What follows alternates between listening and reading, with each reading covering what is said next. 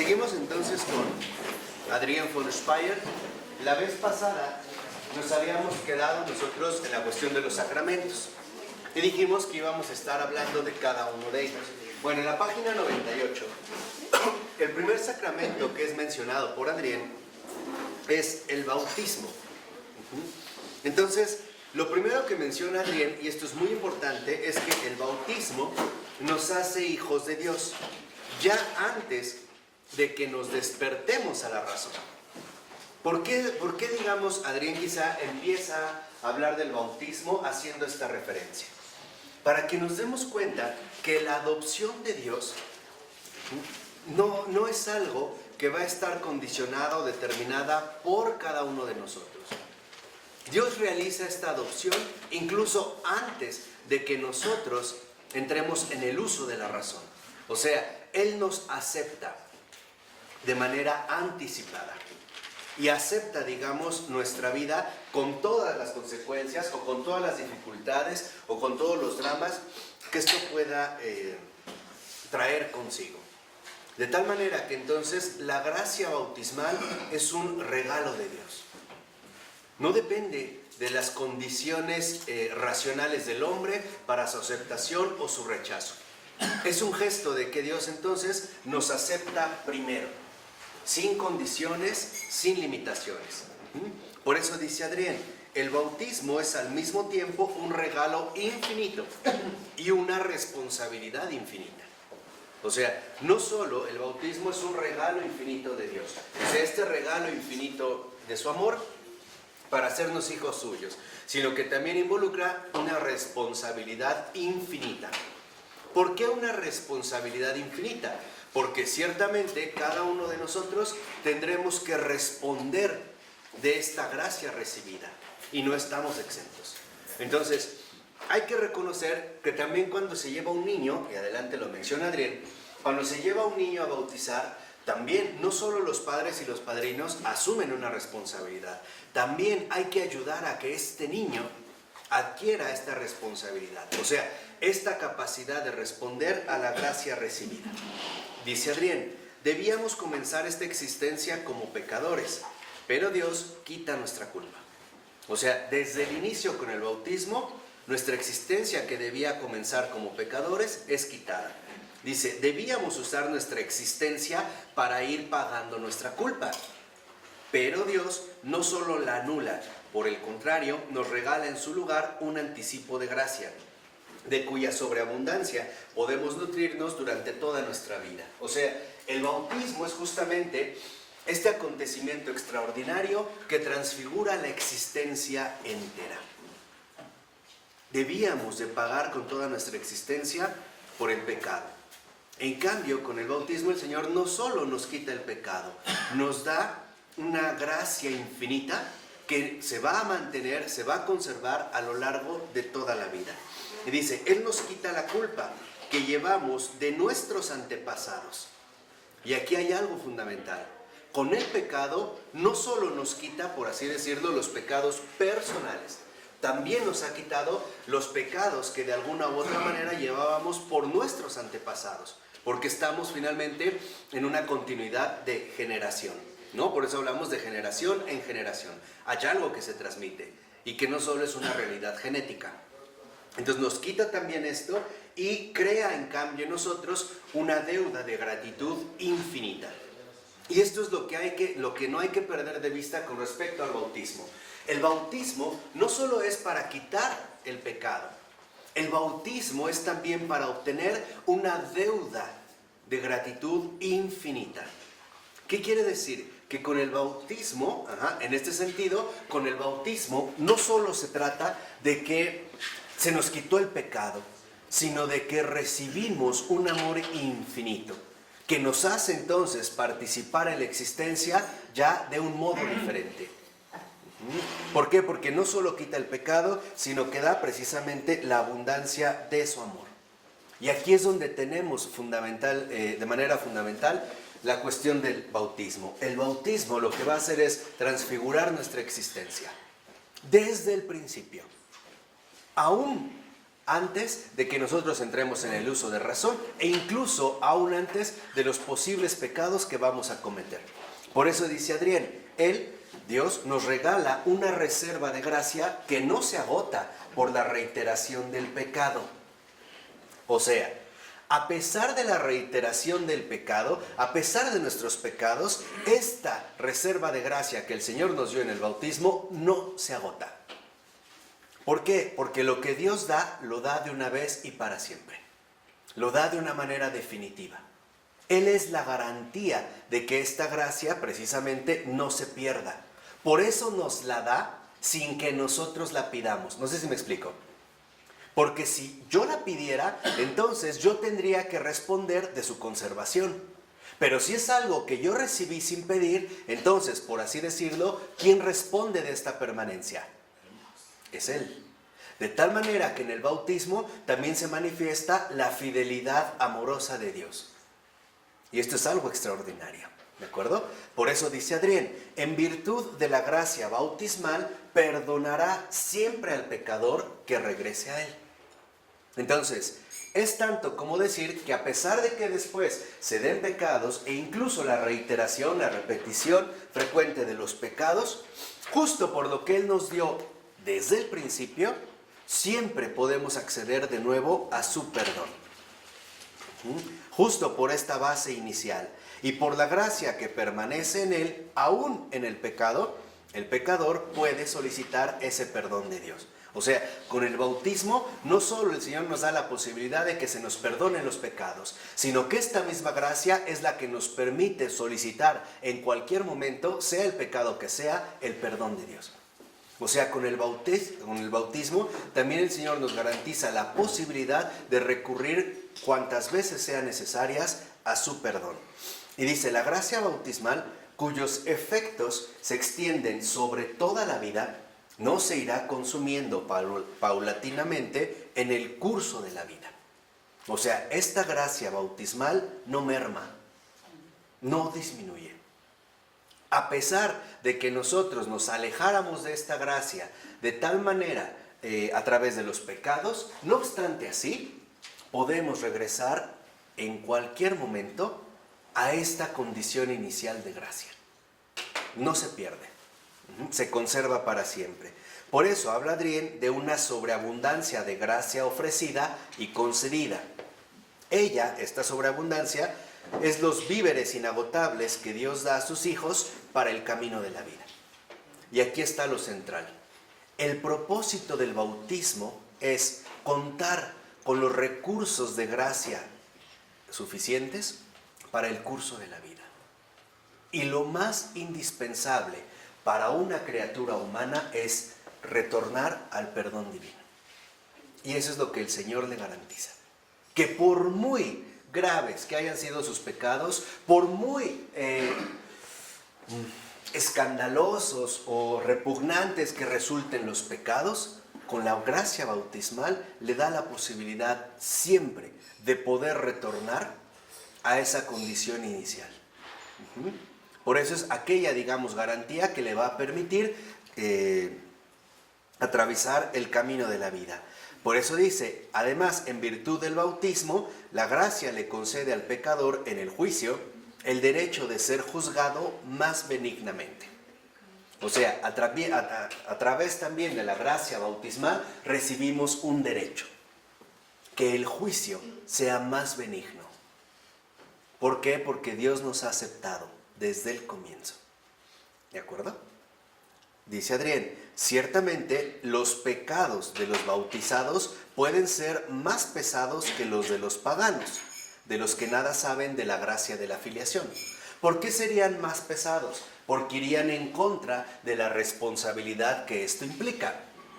O sea, no es la misma exigencia que se le da al que ha recibido la gracia del bautismo que la que se le pide al que no ha recibido el bautismo. Y esto nos debería también de hacer recapacitar en algo. Si hemos sido bautizados, y adelante hablará Adrián del pecado, sobre todo cuando habla de la confesión, si hemos sido bautizados, cada pecado que cometamos, por muy mínimo que sea, tiene mayor peso ante Dios. Porque ya recibimos esta gracia. ¿Recuerdan? ¿Qué es lo que el Señor nos dijo? A quien se le dio más, ¿qué? Se le pedirá más. Dice a continuación, pero en virtud del bautismo pueden ser a la vez más perdonables. Aquí es donde vemos la misericordia de Dios. Con la gracia, el peso de nuestros pecados aumenta. Pero con esta misma gracia son más perdonables. O sea, Dios no solo nos somete al peso de los pecados, también incrementa su perdonabilidad. O sea, en pocas palabras, siempre tendríamos para Él las puertas abiertas. Dice, pues el bautismo es una prenda de la misericordia de Dios. Y en efecto, esta es la esencia del bautismo, la misericordia de Dios, que va a permanecer fiel, jamás va a mermar a lo largo de toda nuestra vida. Dice, pero la gracia bautismal nunca se limita a los bautizados. Y esto es algo importante. En el caso de los bautizados, la gracia bautismal ya adquiere una forma concreta. Ha sido administrada de manera muy particular. Pero ¿qué pasa con los no bautizados? También reciben esta gracia bautismal, esta gracia adoptiva. ¿Cómo? A través de la aceptación de Dios por el simple hecho de su existencia. Lo vimos al principio. El bautismo es la gracia que recibimos aún antes de entrar en la razón. O sea, no se necesita una conciencia para la aceptación de Dios de su criatura. No sé si esto queda claro. De tal manera que entonces incluso los no bautizados también participan, aunque de otra manera, de esta gracia bautismal. ¿Qué es la gracia bautismal? La aceptación de Dios en su misericordia de su criatura.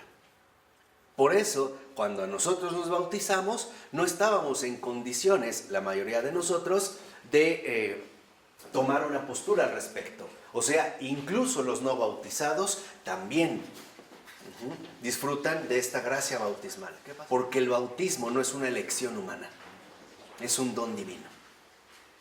Por ello, esta gracia bautismal no los excluye. Dice, el niño recibe esa gracia sin poder consentir de un modo personal, pero toda recepción de la gracia presupone un consentimiento.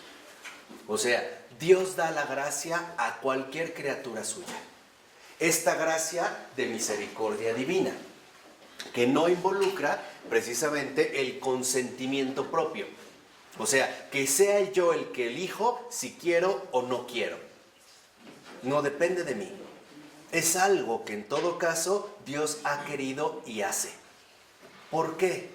Porque esto garantiza que el hombre no obstaculice su propia salvación. ¿De acuerdo?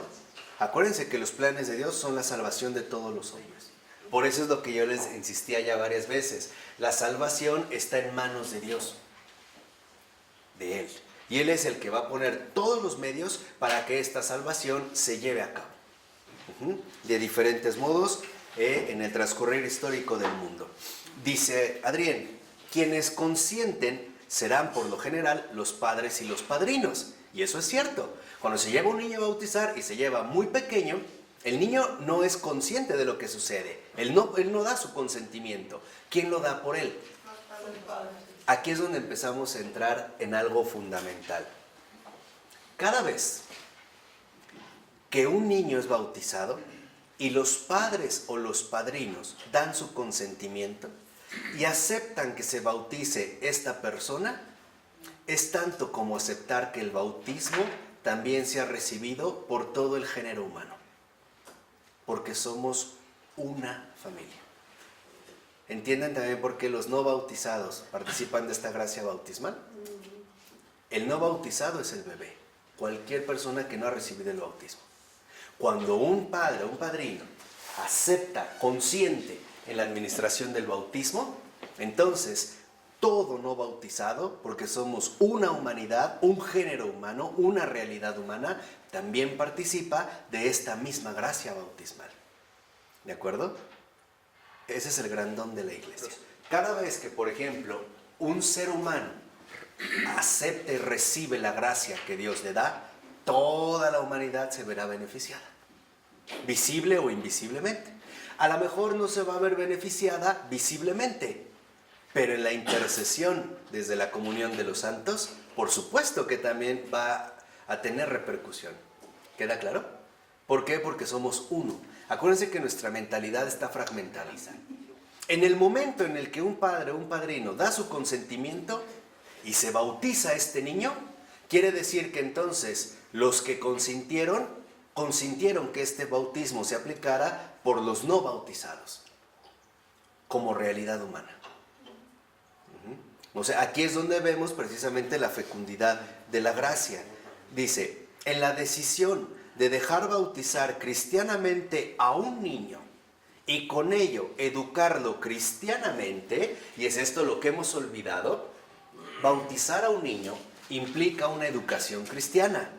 No es un mero trámite. Ya lo llevé a bautizar y luego vienen los tamales y el mole. No. Cuando yo consiento bautizar a un niño es porque también estoy dispuesto a darle la educación cristiana pertinente para responder a la gracia que recibió. Por eso los padres y los padrinos son los compañeros cristianos de esta alma.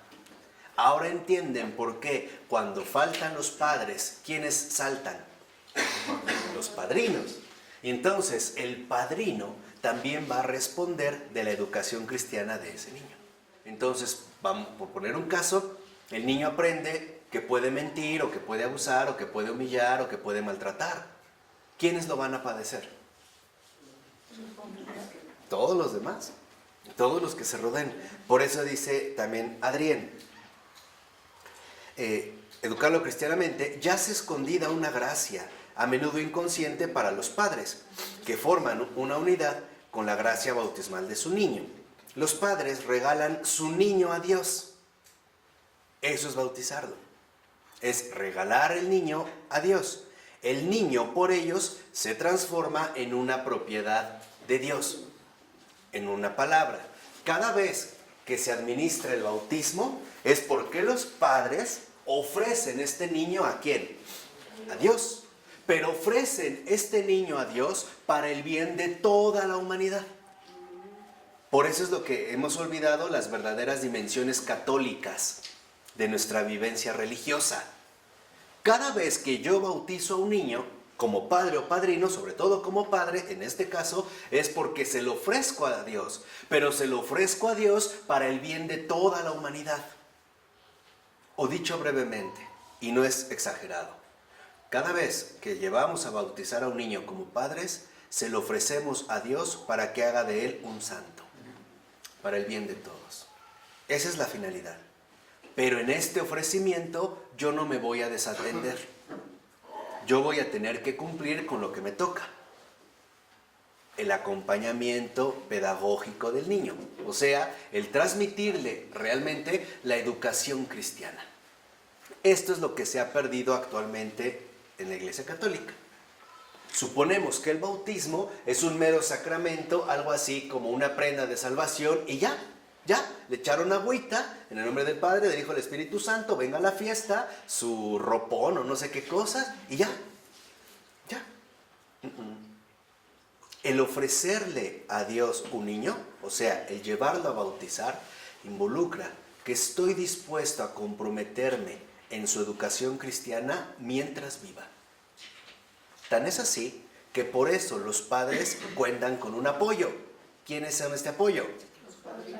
De tal manera que si, por ejemplo, Rafa es padrino de mi hijo de bautismo, si yo fallo, ¿quién sigue con la educación? Rafa.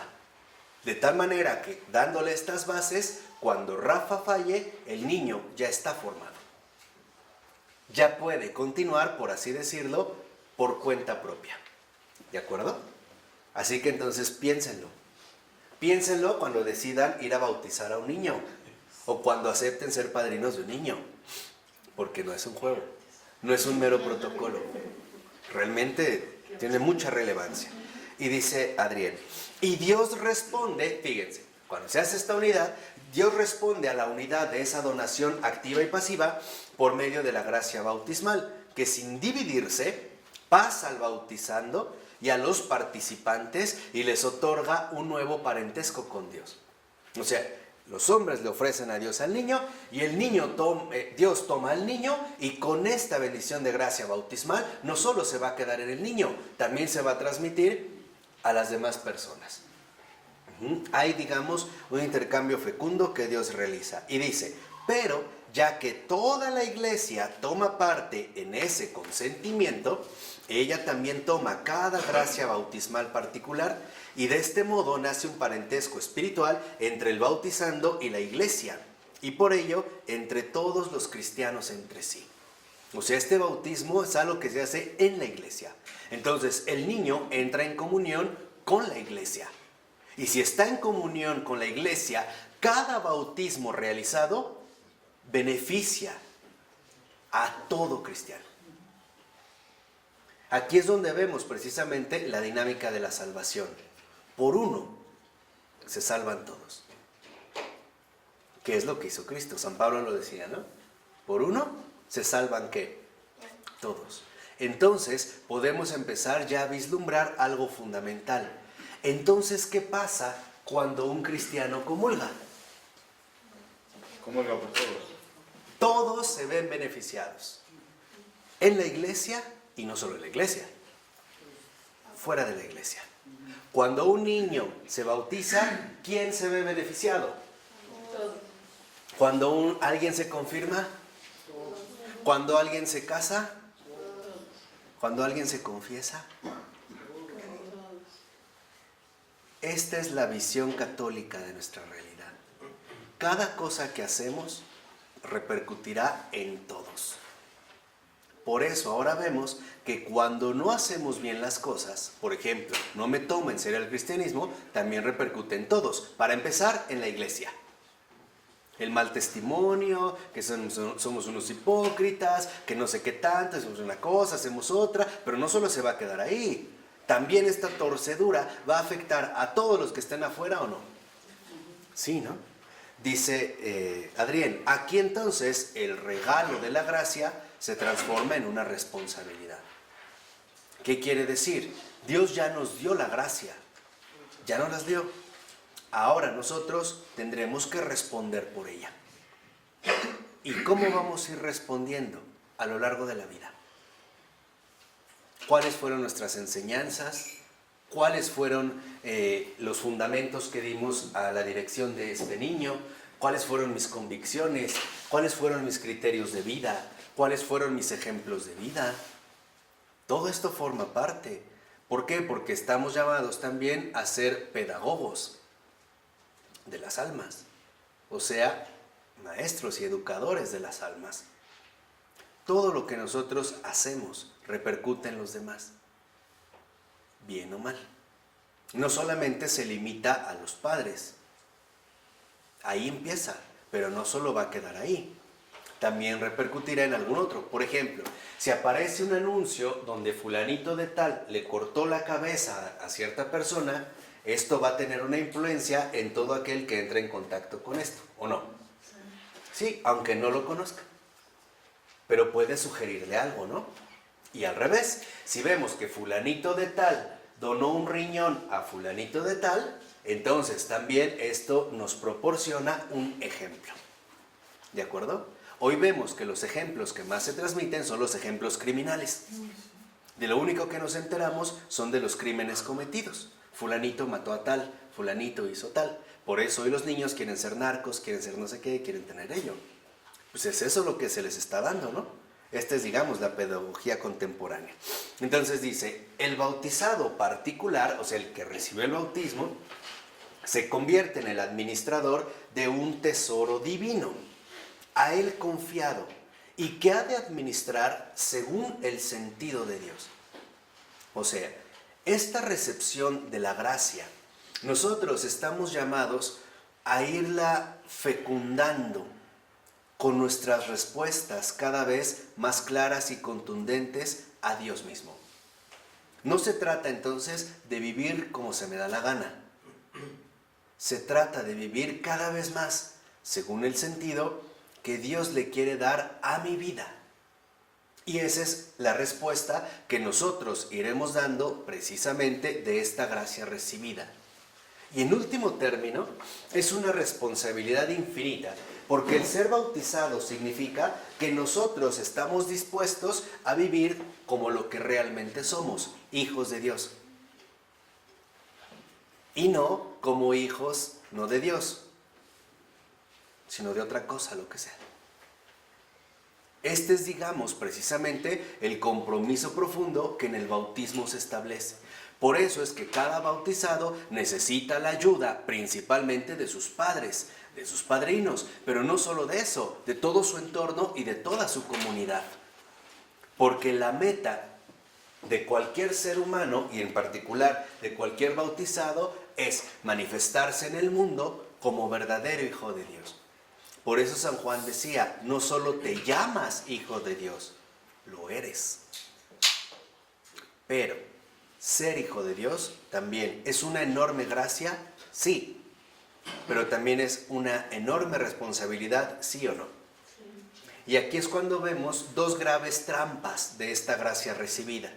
Justo porque tenemos esta gracia, se espera que nosotros seamos hijos de Dios siempre y en todo momento, sin ningún tipo de tacha. O sea, se nos va a exigir que seamos impecables. Ejemplo, si nosotros asistimos a misa diariamente, comulgamos diariamente, etc., y cometemos un error, nos lo van a echar en cara como no tienes idea. Es parte de la responsabilidad. Perdón, no entendí eso. Y, o sea, si tú vas diariamente a misa, si tú participas de la comunión diariamente, ¿no? Estás como involucrado de cerca con esta gracia viva, entonces digamos que se espera de ti cosas extraordinarias. De tal manera que mientras más es tu compenetración, la menor fallita va a ser vista como algo desproporcionado. Ahí es cuando vienen los comentarios. ¿A eso vas a la iglesia? ¿Eso te enseñaron? ¿No que no sé qué? ¿A eso comulgas? ¿No que te confiesas? ¿No sé qué tanto? Pero esto en realidad también es parte de otra estrategia, el desánimo. El desánimo. El desánimo que te lleva a decir, sí es cierto, no sirvo para esto. Siempre la riego, soy débil, no cambio, la gente tiene razón. Entonces, en lugar de seguir cerca, me voy a empezar a ¿qué? Alejar, hasta que mejor no vaya. Pero de todas maneras te van a seguir jodiendo. Vayas o no vayas. Entonces, aquí no caigamos en estas falsas estrategias del desánimo. Nosotros poseemos la gracia, sí, pero la estamos encarnando, la vamos asimilando, la vamos configurando. Y este trabajo de configuración durará prácticamente toda la vida, ¿no? Dice Adrián, en Dios toda administración significa una donación. En el sentido mismo de la gracia bautismal, ya sé que ella es vuelta a donar por quien la tiene. O sea, Dios da la gracia, la dona, la gracia bautismal. Pero el que la tiene está llamado a su vez a donarla ¿a quién? Al otro. Entonces, no la podemos retener. Ahí es cuando entra el testimonio. De hecho, ese es de fondo el martirio cristiano. El mártir es el que da testimonio. Nuestro martirio viene precisamente en las dificultades dolorosas que vamos a encontrar para dar este testimonio, ante las imposibilidades reales de la vida. Por ejemplo, el darme cuenta que en ciertas situaciones tal parece que no correspondo con la gracia y más bien fracaso en la conservación de esta gracia. ¿Sí queda claro lo que estoy diciendo? Porque es de verdad bien importante. O sea, el experimentar dolorosamente mis propios límites. Por ejemplo, voy a misa y de repente me doy cuenta que por más que trato de luchar con la ira, en algún momento por alguna situación me enfurecí. ¿Por qué sucede esto? Por una simple razón. Para que no nos olvidemos que la gracia no es nuestra. Que la gracia es de Él. ¿Sí queda claro? Para que no nos confundamos y creamos fantasiosamente, por utilizar ya los términos, que lo que he alcanzado ha sido por mí, por mi mérito, por mi esfuerzo, por mi dedicación. Porque eso se llama usurpar. Querer arrebatarle a Dios lo que es de Él. Y entonces empiezo a mirarme a mí y ya no estoy viendo la gracia recibida. Por eso es muy importante, y ya también Adrián nos los había dicho unas páginas atrás, que reconozcamos que la vida cristiana va acompañada de éxitos, pero también de fracasos. Porque a través de estos fracasos se nos invita a reorientar nuestra perspectiva hacia la fuente originaria de la cual yo me mantengo. O sea, el no perder de vista que esta gracia no es mía, que esta gracia es de ¿quién? Entonces, al darme cuenta de mi debilidad, o de mi debilidad principal, también tener la opción de suplicar más ayuda. Pero esto solo lo puede hacer un alma humilde. Alguien que reconoce con sinceridad, fallé, pero también suplico ayuda. No solamente se queda colapsado por su fracaso. Eso solo le pasa al soberbio. Y eso a veces en la vida espiritual es muy fácil que se vincule en nuestro interior. Por ejemplo, sentir demasiado dolor por algo que hicimos mal. Esto solo viene alimentado de la soberbia, porque no me consideraba tan débil como para haber caído en algo así. Y entonces me lo reprocho y me lo reprocho. ¿Qué pasa? ¿Eso es no reconocerlo? Claro, eso es no reconocerlo. Por eso el Señor, cuando en nuestra vida ordinaria, a pesar de que esta gracia siempre se conserva y va en aumento y no merma, también nos permite experimentar nuestros límites, y a veces de manera dolorosa. Por ejemplo, me propuse no enojarme y hoy me enfurecí. ¿Qué es lo que tenemos que hacer ahí? Retornar a la gracia original. Darme cuenta que en efecto, acepto mis debilidades, pero cuento con la gracia recibida.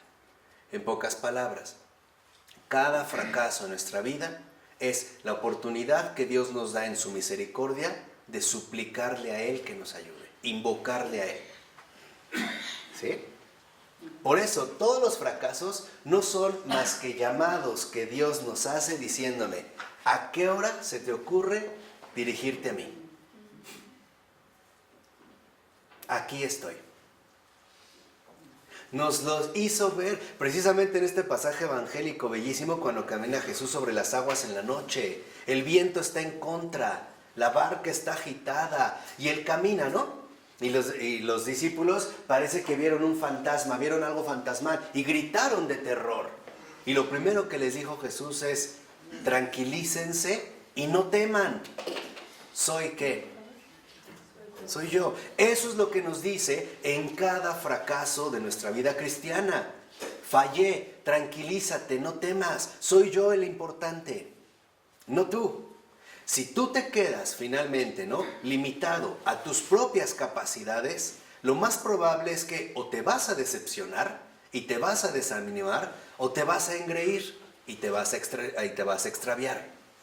Entonces, la atención no está en ti, sino finalmente en lo que yo he recibido. Por eso es muy importante plantear las cosas en su orden correcto. Y eso es lo que nos da el bautismo. Esa es, digamos, la orientación fundamental de la existencia. En esta orientación fundamental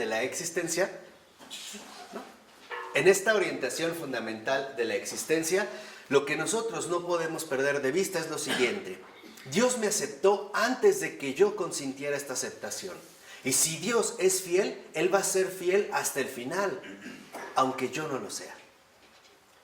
Y en lugar de caer, por ejemplo, en este exceso de confianza culpable, de entonces voy a hacer lo que se me da la gana, fomentar aquello que Él mismo propició desde el inicio, esa gratitud infinita, esa deuda de gratitud.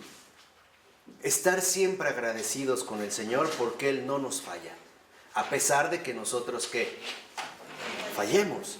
Este es el alimento continuo del bautismo. Lo que debes de pensar es, si me bautizaron es porque Dios me quiso para sí. Y Dios va a ser fiel. Lo que yo tengo que conocer es esta fidelidad. ¿De acuerdo? En ese planteamiento, ¿no? Dice adelante Adriel. Y así esta gracia no disminuye, sino que se acrecienta, ya por el hecho de que lo donado mismo conduce a Dios. Entonces, Dios da, esto se reparte, y esto a su vez que se reparte, ¿hacia dónde se dirige?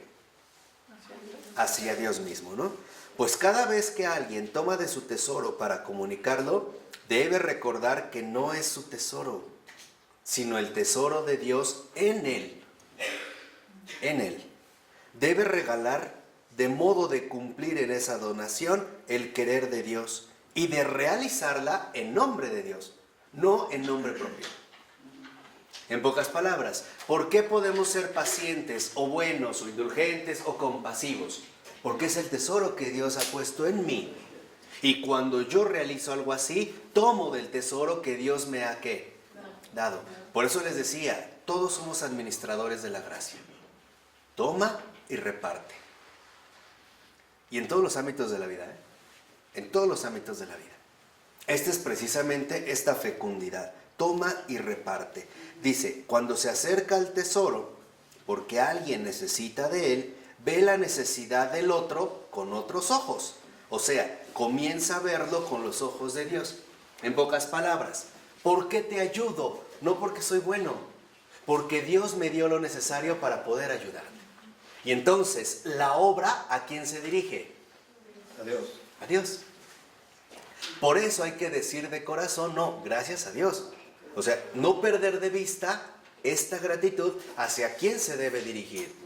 ¿Por qué le dimos tiempo, o dinero, o comida, o un consejo, o algo así? Porque es el tesoro que Dios puso en nuestra alma, en nuestro corazón, para darlo a todo aquel que lo iba a ¿qué?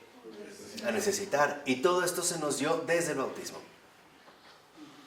O sea, Dios nos dio las herramientas necesarias para hacer siempre el bien a todo el mundo. Entonces, ¿cómo tocan los sentidos entonces en el bautismo? Lo que hace precisamente en el bautismo es que al llenarnos de este tesoro nos da una percepción espiritual de las cosas. Nos permite que entonces nuestra visión ya no sea un simple ver, sino un mirar su propia presencia. La necesidad que realmente no se va a ir cubriendo de manera gradual. Lo mismo, por ejemplo, se desarrollará nuestro tacto. Que el tacto no solo es la posibilidad de tocar con la mano. El tacto es el trato delicado hacia los demás. Eso es tacto. La visión, la escucha. La escucha no es el oído, no es el oír sonidos. La escucha es percibir las necesidades profundas que hay detrás de ello. Lo mismo el gustar. No solo se trata de probar sabores. Se trata de gustar la bondad, de disfrutar haciendo el bien. Se trata de que la nariz ya no solo es un olfato que capta olores, sino que ahora podemos oler las necesidades más profundas de las personas. Basta a veces, de verdad, y esto se desarrolla de tal manera que a veces basta con una simple ¿qué? Mirada.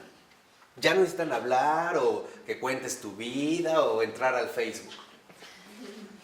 Si de verdad fuéramos espirituales, bastaría un poco de tiempo en el Facebook para darte cuenta del estado de indigencia y carencia en el que la gente está viviendo. Bastaría una ojeada, una ojeada. Un rato caminar en la calle. ¿Quieres la gran escuela de la vida? Súbete al metro. A donde voltees, ahí hay mucho que hacer. Pero es importante finalmente esta sensibilidad todo, ¿no? Por eso dice, 3 renglones abajo, ahora el bautizado reconoce que solo Dios puede dar al otro algo de lo que había depositado en él. De este modo, la gracia bautismal, fluyendo hacia el otro, conduce de regreso a su origen en Dios. ¿Por qué? Porque cuando uno, en último término, recibe algo de Dios, uno sabe quién lo dio, sin perder de vista a través de quién. No sé si me explico. Cuando uno recibe algo de Dios, uno sabe que vino de Dios, a través de Juan, Pedro, Ronnie, Luis, Gaby, Sandra, etc. Pero sabemos quién es el verdadero protagonista. Ahí empezamos a vivir la servidumbre de Dios, o sea, los que están a su servicio, ¿no? Cuando el Señor habla del servidor, ¿no? Porque el servidor siempre quiere estar donde está su Señor. Así que el que quiera servirme, que esté donde yo voy a estar, donde yo literalmente lo voy a mandar. Y entonces no hay problema. ¿Por qué? Porque el yo, que es el poseedor de gracia, depende del tú. Porque el tú finalmente va a ser el receptor de esta gracia también. Pero ambos reconocen que en último término es Dios el que está vinculado en estas aguas vivas. Esta es la agua viva del bautismo. La agua viva del bautismo significa que la gracia que Dios da al yo, al bautizado, esta gracia fluya hacia el otro, en este caso hacia el prójimo. Y cuando realmente fluye la gracia de Dios al bautizado y del bautizado al prójimo, el prójimo reconoce que esto vino de Dios, que eso no es obra humana. Y quizá tú lo has experimentado. Cuando alguien cubrió una necesidad que solo Dios conocía. Cuando alguien te dio una palabra que solo Dios sabía que tú necesitabas. Cuando te dio un gesto, incluso a lo mejor cuando te dio un pan, por poner un caso, que tú sabes que en efecto colma, ¿no?, el anhelo profundo de tu corazón.